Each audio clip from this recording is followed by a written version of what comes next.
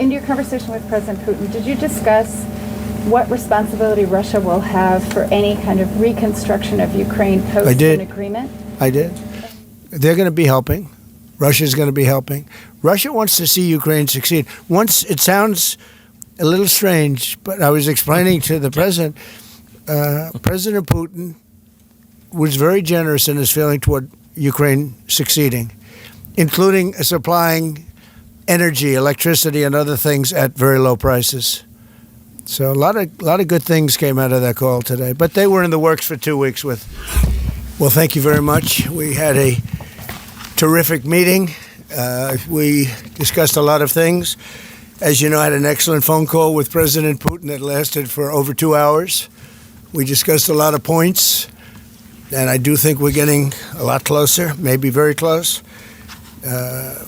The president and I just spoke to the European leaders. They were President Emmanuel Macron of France, President Alexander Stubb of the Republic of Finland, President Karol Nawrocki of the Republic of Poland, Prime Minister Jonas Gahr Store of the Kingdom of Norway, Prime Minister Giorgia Meloni of the Italian Republic, Prime Minister Keir Starmer of the United Kingdom of Britain and Northern Ireland, Chancellor Friedrich Merz, the Federal Republic of Germany, Secretary General Mark Rutte, the North Atlantic Treaty Organization, NATO, President Ursula von der Leyen of the European Commission. We spoke to all of those great leaders. They're all great leaders.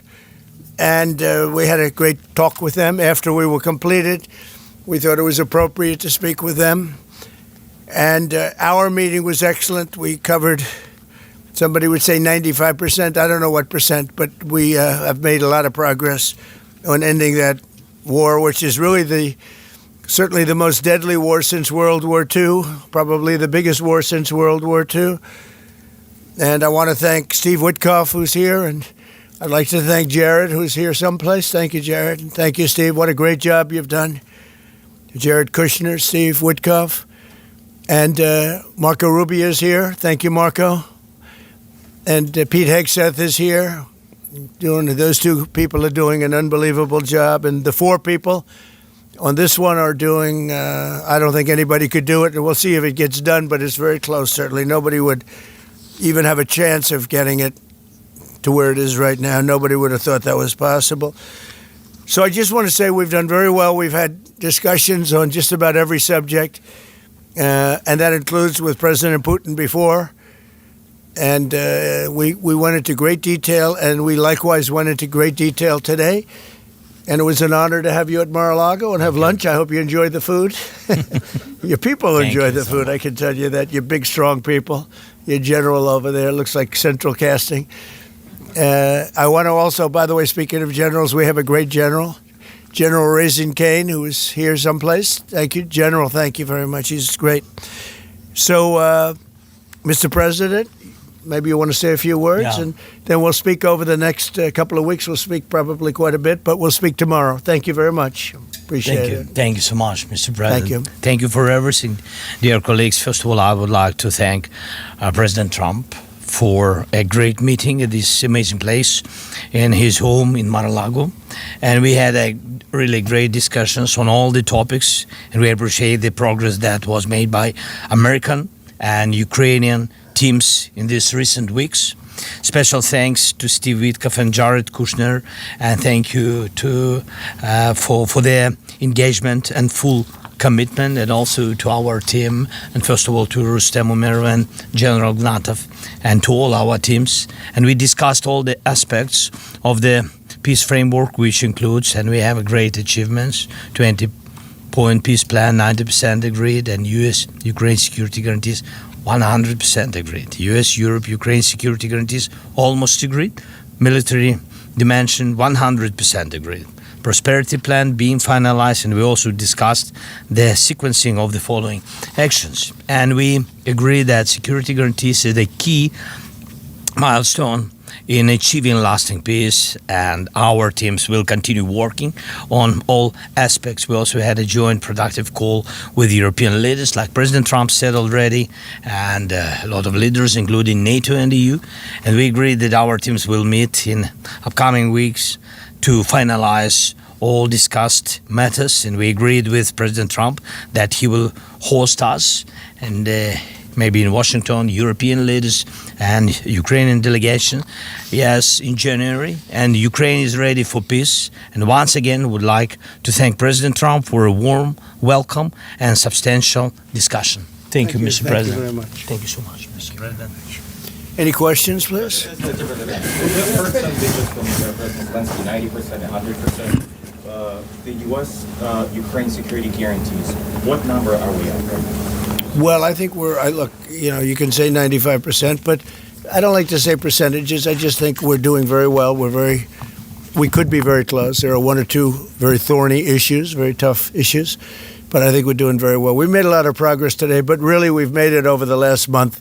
This is not a one-day process deal. This is very complicated stuff, but I think when the president says 95, I think, could be close to 95%. Yeah, please, in behind you. Mr. President, you agreed on the so-called free trade zone on Donbass, how to separate the sites, how to make the separation line, who will be responsible? The word agreed is too strong. I would say not agreed, but we're getting closer to an agreement on that, and that's a big issue, certainly. That's one of the big issues, and I think we're closer than we were probably. It's unresolved, but it's getting a lot closer. That's a very tough issue, but one that I think will get resolved. Yeah, please. We are receiving some mixed signals coming from Moscow, even after this conflict. Can you assure us that you have received written or any formal response from them? Well, what was the issue? You have to tell me. What did they say? They are telling that Ukraine has to give up Donbass. Just very recent statement. Well, that's what they've been asking for, and there's a dispute about that. So they're going to have to iron that out. That's an issue they have to iron out. But I think it's moving in the right direction. Can you prepare for delaying the solution on peace agreement you If something doesn't happen, you mean if something doesn't happen? Yeah, go ahead. May I ask? No, go ahead. You were going to finish your question. Well, we'll see. Look, we'll see. But I don't want to talk about that because I think we're getting pretty close. Yes, please. May I ask the President of Ukraine? Please. Yes, about territorial question. Mr. President, what is your take on Donbass status? Are you prepared to see it as a free economic or demilitarized zone? No, we spoke about 20 points plan, and I'm happy that really our teams very close to results. And I agree with President Trump that our teams work not one day and not one week, more than 1 month, beginning from Geneva, then 2 meetings in Miami, then we had Berlin, and now we have Mar-a-Lago. So this is a very difficult question. You know our position, so it's we have to respect our law and our people, and we respect the territory which we control. And of course, our attitude is very clear. That's why President Trump said this is a very tough question. And of course, we have with Russians different positions on it. And have you discussed referendum about... No, when we speak about referendum, we spoke that it's one of the key. We can have referendum on any kind of points of this plan. I said that we can use referendum like for the plan, or we cannot use referendum. It's one of the key. We can use, this possibility of parliament to vote according to the law or to have referendum. It doesn't matter. This referendum, if the plan will be very difficult for our society, very difficult, of course our society has to choose and has to vote. Because it's their land, the land not of one person, it's the land of our nation for a lot of generations. They'll probably have to get their plan approved by Parliament or by referendum of the people. You would think that I know they had a poll that it's 91% in favor of ending this war, so they want to end it like everybody wants. Russia wants it ended, everybody wants it ended, and we want it ended. I want it ended because I don't want to see so many people dying. We're losing massive numbers of people, the biggest by far since World War II. So we want to see it ended, absolutely. President, Yes. so you said at the top that you plan to speak again tomorrow. Is that correct? I might. I mean, it depends on what happens tomorrow. If there's an additional something to add, otherwise there's no reason to. We're in the process. Jared and Steve are working very hard to get something done. And if there's something that comes up, I'd speak. But otherwise, I don't think there's any reason to. In your mind, sir, what are the thorniest issues still unresolved after the? Well, I think the land you're talking about. Some of that land has been taken. Some of that land is maybe up for grabs, but it may be taken over the next period of a number of months, and you're better off making a deal now. Look, let me tell you, they have been very brave. They fought very hard and continue to fight very hard and do tremendous damage. But Russia would like to see it end, and Ukraine would like to see it. And I think it's time to end. And a lot of very brave people, a lot of people that are dead right now, unfortunately, because I've said, and nobody's disputed it, that if the election weren't rigged and stolen, 2020, you wouldn't have had this war. It would have never happened. And it didn't happen for 4 years. Never was even thought to happen. And I spoke with President Putin. I got along with him very well, despite the Russia hoax, which was a total hoax. He used to say, what is going on over there? But it was a total hoax, as he knew and as I knew. But I spoke to him, and we'd talk about Ukraine. I've said it before. It was the apple of his eye, but he wasn't going to do anything about it. He didn't do anything about it until I was gone, and then a lot of really bad statements were made by people, by a lot of people, I guess, but by a certain president that we had who was a disaster. Yes? Do you anticipate going to Ukraine if you can get to an agreement? And I know I'd have you no said problem earlier- with doing it. You know, I have no problem with doing it. Don't anticipate it. Would like to get the deal done and not necessarily have to go. I've offered to go and speak to their parliament. And, if that would help. I don't know if that would help. I think it would probably help. But I don't even know if that's... You're welcome. Yeah, no, I know. Always. So I'm not sure that it would be really necessary. But if it would help save 25,000 lives a month or whatever it may be, I would certainly be willing to do that. Yeah, please. No, behind you. Where are you from? From Ukraine. Good, I had a feeling. Good. How about Zaporizhzhia nuclear plant? Have you started? On what? Zaporizhzhia nuclear plant. Yeah, we discussed that at length today. As you know, it's in pretty good shape. It can start up immediately, almost immediately. And it's one of the things I discussed with President Putin. And they were talking about the nuclear plant. That's probably the biggest in the world, just about the biggest anywhere in the world. Can you believe that? And President Putin's actually working with Ukraine on getting it open. He's been very good in that sense. He wants to see that open. And he hasn't hit it with missiles, hasn't hit it with anything. It's a big danger to do that for everybody. But they're working together to try and get it. It can open very quickly. It's in pretty good shape. And the people there have been there for years. The people there running it. You know, they have 5,000 people in that plant. Can you believe it? I learned that today. 5,000 people. It's the biggest plant of its kind in the world. And they're working together to get it open. They could maybe get it open quickly. That's a big step when he's not bombing that plant. It's a big step. You in the readout from Moscow, they talked about the creation of some working groups. Yes. That would be set. Can you tell us about what those working groups Sure. would entail? And also, if you wouldn't mind, what is the message that you will give to Putin when you speak to him after your meeting? So the working group is going to be composed of Steve Witkoff, Jared Kushner, General Raisin Kane, Marco Rubio, and a few other people that we're going to be putting onto it. I think Pete Hegseth should be in that working group. He knows the territory very well. He's been fantastic at what he's doing. And they may add one or two people. And likewise, Ukraine's going to have some very good people that were at lunch today that enjoyed the lunch today a lot, more than they thought, right? But do you want to say who may be on your working group?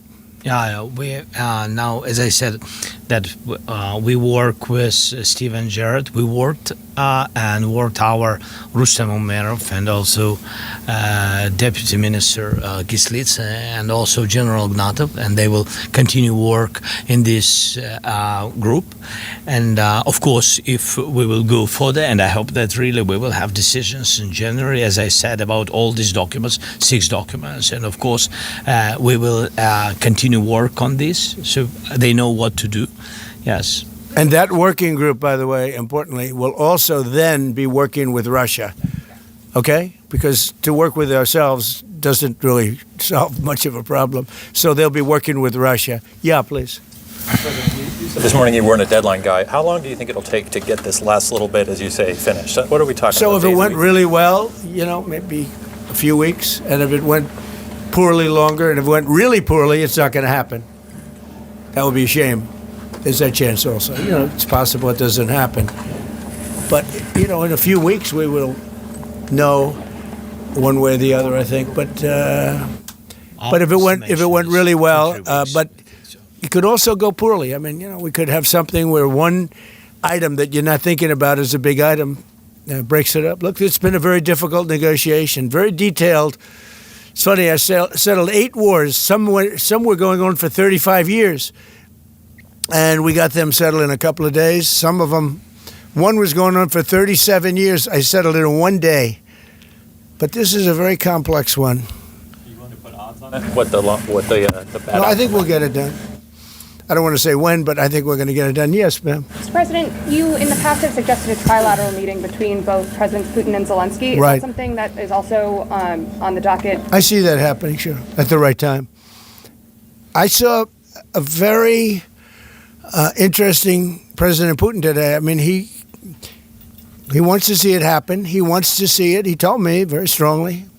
I believe him. Don't forget, we went through the Russia hoax together. And he'd call me, I'd call him, I'd say, can you believe the stuff that they're making up? And it turned out we were right. They made it all up. And despite that, we didn't get into wars and we didn't get into problems, but we weren't able to trade very much or any of that, which was a shame because, a lot of success could have been had by trading with Russia. They have great land, great minerals and other things, and we have things that they want very badly. But the Russia hoax, which was a terrible made-up fictional thing by Crooked Hillary and by Adam Shifty Schiff and bad people, sick people, they made it up. It was all a made-up hoax. But it kept us really from dealing with Russia, kept Russia from dealing with us. So, but despite that, we got along, and I don't know. I think we're going to get there. I know him very well. I think we're going to get there. Did you discuss any time, location, meeting place? Yeah, we're discussing a lot of things. No, look. I was on the phone with him for almost, I guess, 2.5 hours. They're just telling me now. It's a long time. We discussed a lot of things. We didn't talk about the weather. We weren't talking about what a beautiful day it is in Palm Beach, Florida. Yes. Trump, President Zelensky mentioned maybe a meeting with European leaders back in Washington. Would that be in the next few weeks? Well, in Washington or someplace, yeah. These leaders that I just read, these are great people. They've spent a lot of money on helping Ukraine. And look, they're doing it for themselves also, meaning their country, because Ukraine's a very important country for them in particular. For us, it's very important. To me, it's the lives. We're thousands and thousands of miles. We're protected by a thing called the Atlantic Ocean and lots of other places, to be honest. And they're not, they're right there. But we're working together with them as we should be. But I'm doing it to save lives. We're not spending any money. Biden gave $350 billion away. And the president was nice enough to give us a contract to take out rare earth and things. So we'll see how that all works out. We have a contract, but we appreciated that. He was very good. But we'll see how that works out. But if you think about it, we're going to have. I really believe we're probably, Mr. President, by far closer than ever before with both parties. We had some times when he was close and President Putin wasn't. Then when President Putin was close and he wasn't. You saw that in the White House. But I think they both want to see it happen. Mr. President, in your conversation with... You were saying that you've said multiple times that you want to stop the killing.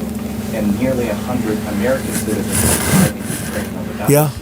What's your message to their families whose loved ones died fighting? Well, look, I mean, the message is so obvious. It's what a shame. They died in a foreign country. And some are celebrated people. They're very celebrated. But so sad that a thing like that would happen. Yes, ma'am. Obviously, security is a major issue for the Ukrainians. Right. Did you offer any promises, any assurances today? Well, I did. We want to work with Europe, and Europe is going to take over a big part of it, as you can imagine. You know, they're right there. But we're going to help Europe 100%, like they'd help us. Yes, ma'am, you were going to say something? Yeah, I was just going to ask, when your conversation... Who are you with? Andrea Shalal with Reuters. That's what I thought. Yeah. So in your conversation with President Putin, did you discuss what responsibility Russia will have for any kind of reconstruction of Ukraine post an agreement? I did. They're going to be helping. Russia's going to be helping. Russia wants to see Ukraine succeed. Once, it sounds a little strange, but I was explaining to the president, President Putin was very generous in his feeling toward Ukraine succeeding, including supplying energy, electricity, and other things at very low prices. So a lot of good things came out of that call today. But they were in the works for 2 weeks with Steve and with Jared and Marco and everybody. Did Russia agree, or did Putin agree to a ceasefire to allow a referendum to take place? Not a ceasefire. And that's one of the points that we're working on right now. No, not a ceasefire. He feels that, look, you know, they're fighting and to stop, and then if they have to start again, which is a possibility, he doesn't want to be in that position. I understand that position. The president feels strongly about that or something, but I think we're finding ways that we can get around that. But I understand President Putin from that standpoint. You know, you have to understand the other side. And, you know, I'm on the side of peace. I'm on the side of stopping the war. So, but I think that's a problem that's going to get solved, yeah. Would people who live outside of Ukrainians who fled during the war be allowed to participate in the referendum? What do you mean, people where live? The people that left. Who fled to Poland and You Germany. know, if we speak about the people who are abroad, who are not on the territory of Ukraine, you mean that in Poland, in Germany, we have millions of people. Yeah, they have a referendum in the same of elections. In the same way how people come and vote, they have rights for this, and of course they have to come. That's why if we will come to referendum, yes, if we will come to such decision, people need infrastructure for this, and it's not simple, and that's why we spoke about it. It can't be in one day, very quickly. It's difficult because we need infrastructure. When you have millions of people, you have to build it in Europe, mostly in Europe for today. President Trump, I know you've sounded an optimistic note here, but what happens in a few weeks if things sputter? What are you prepared to do? They keep fighting, and they keep dying. No good. But if things don't happen, they keep fighting, and they keep dying. And we don't want that to happen. He doesn't want it to happen. President Putin doesn't want it to happen either. Okay? Thank you very much, everybody. Thank you. Appreciate it. Great. Thank you. Thank you. Thank you. I don't know. Was it a good lunch? Yes, sir. There's no lunch. He walked in. He said, "This place is gorgeous." I don't think he wants to go to the White House anymore. That's the problem. I'm ready to go to the White House. I know we are. It is. The White House is a very special place, and so is this. I hope you enjoyed it. Thank you very much. Thank you so much. Thank you, sir. Thank you, sir. Thank you.